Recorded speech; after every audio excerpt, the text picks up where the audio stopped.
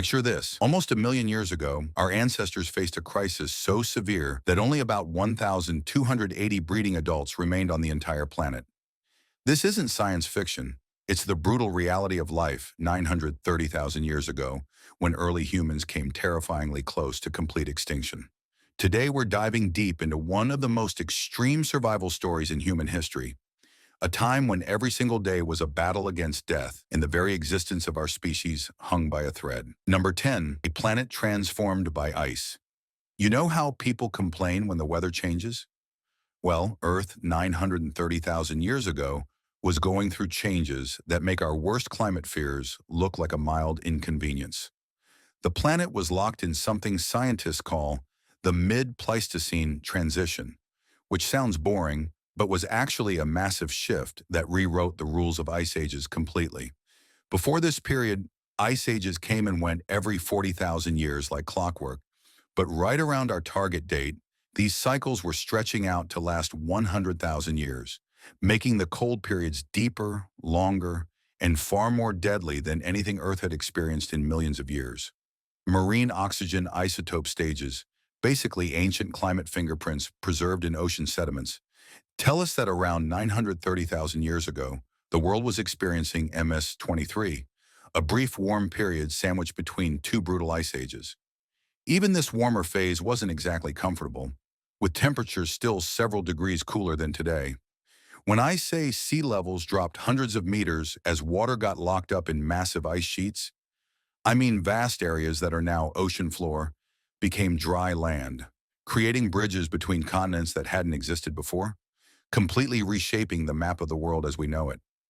In Africa, where most of our ancestors lived, the changing climate created an absolute nightmare scenario that tested every survival skill they had. Lakes that communities had depended on for generations would fill up during wet periods, creating lush ecosystems teeming with life, then completely dry out when the rains failed, leaving nothing but salt flats and the bones of fish. Dust storms became more frequent and intense, turning fertile grasslands into barren wastelands almost overnight, and the Sahara Desert expanded and contracted like a breathing lung, sometimes green and dotted with lakes, other times an endless sea of sand that could swallow entire populations. Research from places like Kenya's Olorgesailie Basin shows that environmental changes could happen within a human lifetime, transforming landscapes beyond recognition. Imagine being born next to a huge lake teeming with fish, only to watch it disappear completely by the time you had children of your own, forcing your entire community to abandon everything they knew and search for new homes in an increasingly hostile world. Number 9, meet your ancestors if you can recognize them. The humans alive 930,000 years ago would look strange to modern eyes, yet familiar in ways that would probably make you uncomfortable. The dominant species was Homo erectus, and let me tell you, they were impressive physical specimens that evolution had crafted for survival. Males stood about 5 feet 10 inches tall, with long, powerful legs built for distance running, and their bodies were lean and muscular, shaped by millions of years of evolution for life on the African savanna, where speed and endurance meant the difference between eating and being eaten. Their heads, though? That's where things get weird and fascinating. Homo erectus had a brain about 2/3 the size of ours, roughly 58 cubic inches compared to our 85, housed in a skull that looked almost alien by modern standards. Their skulls were long and low, with massive brow ridges that jutted out above their eyes like a permanent scowl, creating deep shadows that made their eyes seem to peer out from caves. The back of their heads had this distinctive bump called an occipital torus, and their skull bones were incredibly thick, almost twice as thick as ours in some places, probably an adaptation to protect their brains during violent encounters with prey, predators, or each other. These weren't the only humans around either, which makes this period even more fascinating. In Europe, a species called Homo antecessor was carving out a living in what's now Spain, adapting to cooler climates and different prey animals. They shared many features with Homo erectus, but had faces that looked surprisingly modern, with less pronounced brow ridges and a flatter profile.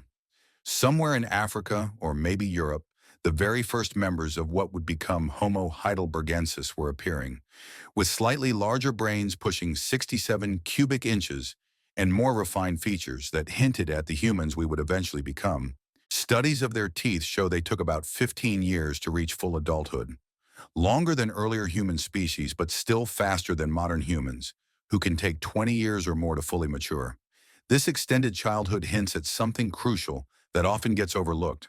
They were already investing heavily in teaching their young, passing down the complex knowledge needed to survive in an unforgiving world where forgetting a single lesson could mean death for an entire family group. Number 8. The tools that changed everything. If you've ever tried to break a rock to make a sharp edge, you know it's not easy, and most people today couldn't make a functional tool if their life depended on it. Yet 930,000 years ago, our ancestors had perfected this skill to an art form that required years of practice to master. The signature tool of this era was the Acheulean hand axe, a teardrop-shaped piece of stone that's been called the Swiss Army knife of the ancient world, though that comparison doesn't really do justice to how revolutionary these tools were. These weren't crude chunks of broken rock that anyone could make. Late Acheulean hand axes from this period show remarkable symmetry and careful planning that reveals sophisticated understanding of geometry and physics. At sites like Olorgesailie in Kenya, archaeologists have found areas where the ground is literally carpeted with thousands of these tools. Workshop sites where generations of toolmakers perfected their craft.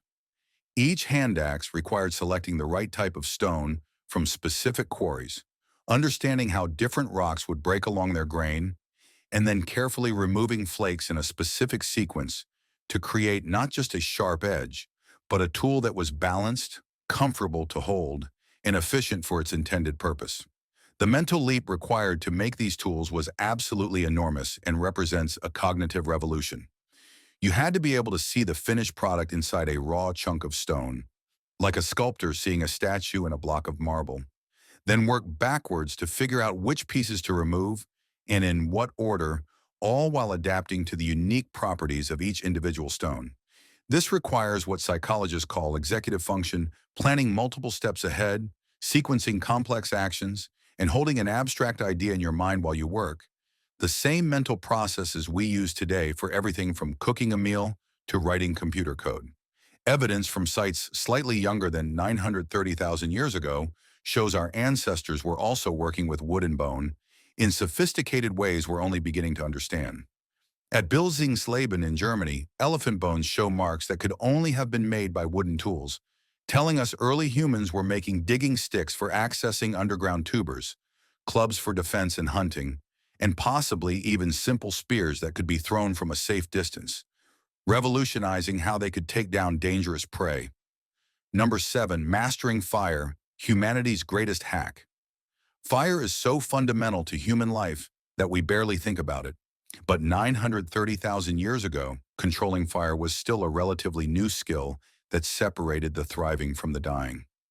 At Gesher Benot Yaakov in Israel, just 140,000 years after our target date, archaeologists found clusters of burned flints and charred seeds arranged in clear patterns, proof that humans were making and controlling fire repeatedly in the same locations, returning to established hearths like we return to our kitchens today. This wasn't just about warmth, though staying alive during Ice Age nights when temperatures could drop below freezing was certainly crucial. Chemical analysis of fish bones from the site shows they were being cooked at specific temperatures, not just randomly burned, indicating our ancestors understood that different foods required different cooking methods. Cooking food was a game changer for human evolution because it made tough plant foods digestible, killed parasites and bacteria in meat that would otherwise cause disease, and essentially gave our ancestors external stomachs that could break down food before it even entered their mouths, freeing up calories that would have gone to digestion for brain growth instead. A fire creates a natural gathering point that transforms social dynamics, a place where the group comes together as darkness falls to share food, stories, and knowledge. It extends the day, providing precious light for tool-making, food preparation, and social interaction after sunset when predators begin their hunt. The crackling flames and smoke also kept predators at bay, creating a bubble of safety in a dangerous world where the night belonged to fangs and claws. Controlling fire required incredible cooperation and trust between group members. Someone had to gather fuel throughout the day, a job that took them away from other vital tasks like hunting or gathering. Someone had to tend the flames constantly because letting the fire die might mean no warmth or cooked food for days or weeks until they could start another. Everyone had to agree on rules about fire safety because one careless moment could destroy a camp, burn precious tools, or create smoke that would drive away the game animals everyone depended on. The fact that our ancestors managed this complex task tells us their social bonds were already incredibly strong, built on trust and shared responsibility. Number 6, the menu from hell. Imagine being hungry, truly hungry, with no store to visit and no crops to harvest, just the constant gnawing emptiness that drives you to take risks you'd never consider with a full belly. Every calorie you consumed 930,000 years ago had to be hunted, gathered, or scavenged, often at tremendous risk that could end with you becoming another creature's meal. The diet of Homo erectus was incredibly varied out of necessity, not choice, because being a picky eater in the Pleistocene meant being a dead eater. The archaeological record shows our ancestors were ambitious hunters who went after prey that seems insanely dangerous by modern standards. At Olorgesailie, cut marks on elephant bones prove they were butchering animals that weighed several tons, creatures that could crush a human with a single step. How do you kill an elephant when your best weapon is a sharp rock? Some researchers believe they practiced persistence hunting, literally running animals to exhaustion under the hot African sun until they collapsed from heat stroke, a technique that turned human physiology into a deadly weapon. Lakes and rivers provided crucial protein in the form of fish, turtles, and shellfish that were easier to catch than large game, but came with their own risks. At Gesher Benot Yaakov, they were catching and cooking enormous carp, some up to 6 feet long and weighing over 100 pounds. These aquatic resources were especially important during dry seasons, when game animals migrated away, providing a protein lifeline when the savanna turned barren. But fishing meant exposure to crocodiles, hippos, and other aquatic predators that saw humans as competition or prey. At sites like Gran Dolina in Spain, archaeologists found evidence that still shocks researchers today. Human bones, many from children, processed exactly like animal bones from the same site, with cut marks indicating systematic butchery. Whether driven by starvation during brutal winters or conflict between groups competing for resources, some of our ancestors were eating each other, treating human flesh as just another source of calories in a world where sentiment was a luxury they couldn't afford. Plant foods made up a huge part of the diet too, probably providing most daily calories despite leaving little archaeological evidence. Based on studies of modern hunter-gatherers in similar environments, things like tubers, nuts, berries, and seeds would have been constantly sought after. But gathering these foods meant knowing exactly which plants were safe to eat, which required generations of accumulated knowledge passed down from parent to child, because one mistake, one unfamiliar berry during a famine, could poison an entire family group. Number 5, the social fabric of survival. Homo erectus didn't survive by being loners, and the evidence for their social complexity is overwhelming. Based on their brain size and comparisons with living primates, scientists estimate they lived in bands of about 20 to 30 individuals, large enough for genetic diversity and mutual protection, but small enough to move quickly when resources ran out. These weren't random gatherings, but structured social groups with complex relationships, hierarchies, and rules that everyone had to follow or face exile, which in that world meant certain death. The most touching evidence of their social bonds comes from Dmanisi in Georgia, where the archaeological record tells a story of compassion that spans nearly 1,000,000 years. Researchers discovered the skull of an elderly male who had lost all his teeth years before death, and his jaw shows clear signs of bone remodeling, proving he lived for a considerable time without the ability to chew. In a world without blenders or processed foods, this man could only have survived if others in his group were preparing special food for him, perhaps pre-chewing meat or mashing plant foods into a paste, dedicating precious time and calories to keeping him alive when he could no longer contribute to hunting or gathering. Across multiple sites, we find similar evidence of individuals who survived serious injuries that would have been fatal without group support, including healed broken legs, skull fractures, and other trauma. Even 930,000 years ago, our ancestors valued their members beyond their immediate utility, suggesting they had already developed the compassion and mutual support that defines humanity at its best, recognizing that knowledge and experience were just as valuable as physical strength. The teaching required to pass on complex tool-making techniques, the coordination needed for group hunts, where timing meant everything, and the breath control developed for long-distance running all point toward at least basic speech capabilities that went beyond simple grunts or gestures. While we can't know exactly what their language sounded like, the complexity of their culture demands some form of symbolic communication. Obsidian tools found at Olorgesailie were transported from sources over 31 miles away, suggesting either long-distance travel by small groups or trade networks between bands who might meet only occasionally. These connections would have been vital for finding mates outside the immediate family group to avoid inbreeding, and for sharing information about resources, dangers, and innovations that could mean the difference between survival and extinction. Number 4, predators, disease, and constant danger. The world 930,000 years ago was filled with predators that would make your worst nightmares seem tame by comparison. Saber-toothed cats like Homotherium were active hunters that specialized in taking down large prey, including humans, with fangs designed to puncture skulls and sever spinal cords. These weren't like modern big cats that usually avoid people. To them, a human was just another meal, maybe even a preferred one since we were slower than antelopes and lacked horns or hooves for defense. Giant hyenas, much larger than their modern descendants, competed with humans for carcasses and weren't above hunting people when the opportunity arose, especially the young, old, or injured.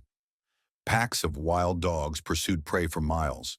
Bears defended their territories with lethal force, and even other groups of humans might kill strangers on sight for their resources or territory.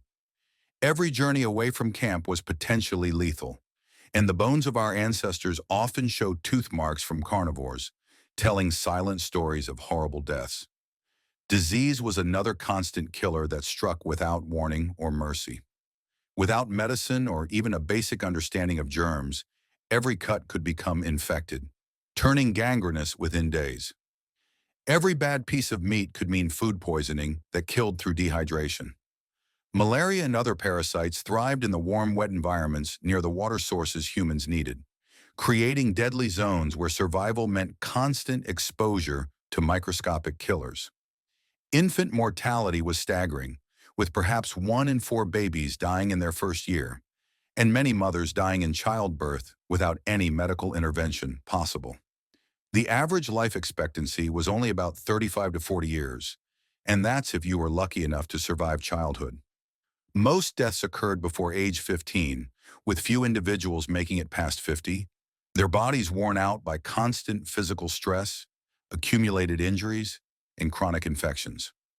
Those who did reach old age were walking libraries of survival knowledge, their experience invaluable for group survival in a world where forgetting which water source was safe during drought years or which plants were poisonous could doom an entire band.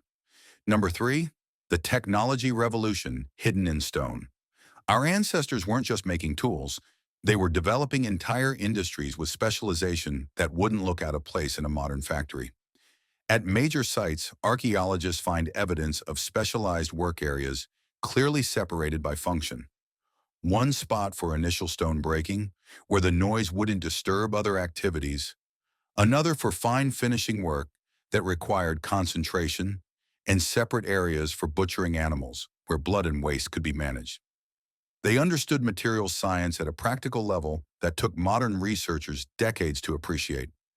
Different types of stone break in different ways, have different durabilities, and hold edges differently, and Homo erectus clearly knew this intimately. They would travel significant distances, sometimes over 62 miles, to get the right material for specific tools, showing planning that extended weeks or months into the future. Obsidian, a volcanic glass that can be sharper than modern surgical steel, was especially prized and traded over vast distances like a prehistoric currency. The real innovation wasn't just in making individual tools, but in standardization that reveals abstract thinking.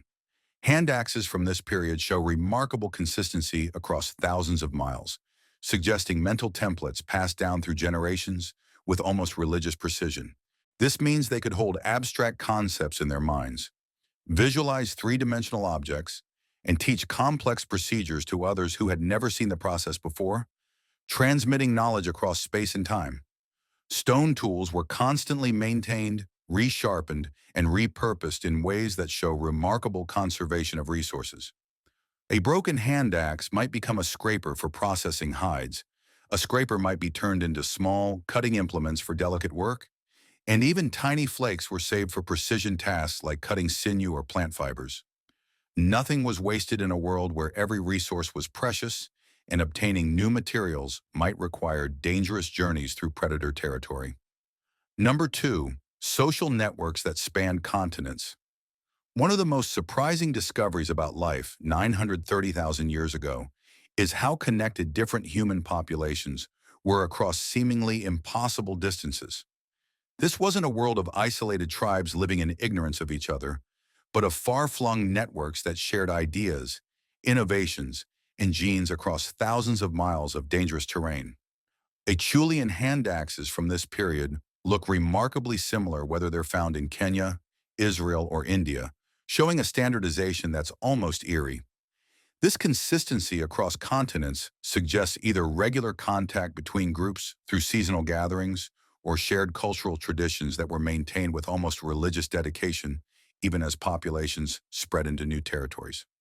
The level of cultural conservatism required to maintain these standards over thousands of years and miles speaks to sophisticated teaching methods and strong social pressure to conform to established patterns. These connections were literally life-saving during the population bottleneck that nearly ended our species. With only about 1,280 breeding adults surviving at the worst point, finding mates outside your immediate group wasn't just important for avoiding birth defects, it was essential for the species to survive at all. The fact that our ancestors survived this genetic bottleneck suggests they maintained social networks that allowed young adults to find partners from other bands, possibly through seasonal aggregations at resource-rich locations or traditional meeting grounds passed down through generations. Migration patterns from this era show humans moving in response to climate change, but not randomly wandering like lost animals. Site revisitation at places like Olorgesailie shows groups returning to the same locations generation after generation, sometimes after gaps of decades, suggesting mental maps and cultural traditions about important places that were preserved in collective memory. These weren't just camping spots, but culturally significant locations tied to group identity. When someone figured out a better way to make a tool, process food, or treat an injury, that knowledge could spread across continents within a few generations, faster than seems possible for people traveling on foot. This cultural evolution was starting to outpace biological evolution, creating a feedback loop where better technology and knowledge allowed larger populations, which in turn created more opportunities for innovation. Number 1, the bottleneck that nearly ended everything. Here's the shocking truth that recent genetic studies revealed, and it should make everyone appreciate how close we came to never existing. Around 930,000 years ago, the human population crashed so severely that our entire species almost went extinct, hanging on by the thinnest possible thread.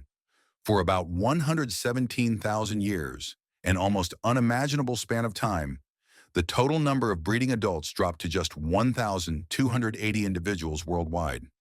To put that in perspective, there are more giant pandas alive today than there were humans during this bottleneck, and we consider pandas critically endangered. This wasn't a gradual decline that gave populations time to adapt, but a catastrophic crash that must have seemed like the end of the world to those who lived through it. The genetic evidence shows that 99% of the human population disappeared within a relatively short time. For every 100 people alive before the crash, only one survived to pass on their genes.